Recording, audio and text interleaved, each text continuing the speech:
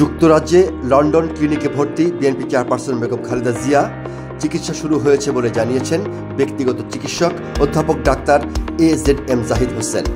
সাভারে বাস ও অ্যাম্বুলেন্স সংঘর্ষে gas cylinder বিস্ফোরণ, নিহত 4। সরকারের সংস্কার এজেন্ডাকে সমর্থন করে ইউরোপীয় বিনিয়োগ ব্যাংক। প্রধান উপদেষ্টার সঙ্গে সাক্ষাৎ করে জানালেন সংস্থার ভাইস প্রেসিডেন্ট। গাজায় বর্বর হত্যাযজ্ঞ চলছে, নিহত আরও অর্ধশতাধিক ফিলিস্তিনি। ইউক্রেনে রাশিয়ার ভয়াবহ বোমা হামলা, নিহত অন্তত 13। হবিগঞ্জের লাখাইয়ে বিল দখল নিয়ে রাতভর সংঘর্ষ, আহত শতাধিক।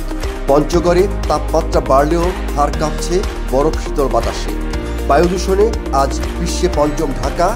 IQ এয়ার মান সূচকে ঢাকার বায়ুর মান 186। ক্যালিফোর্নিয়ায় ভয়াবহ দাবানল, 70,000 মানুষকে বাড়ি ছাড়ার নির্দেশ, নিহত 5। স্প্যানিশ সুপার কাপ, গাভি ইয়ামানের গোলে অ্যাথলেটিক বিলবাওকে হারিয়ে ফাইনালে বার্সা।